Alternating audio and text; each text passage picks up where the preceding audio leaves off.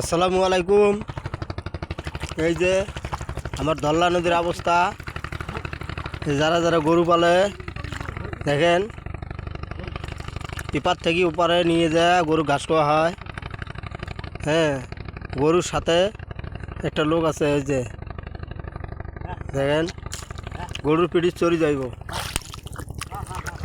ওইবারে ওইবারে ঘাস খাওয়া, সারাদিন ঘাস খাওয়া, ফির আবার বিকেলবেলা ফির এই গরু নিয়ে আইব।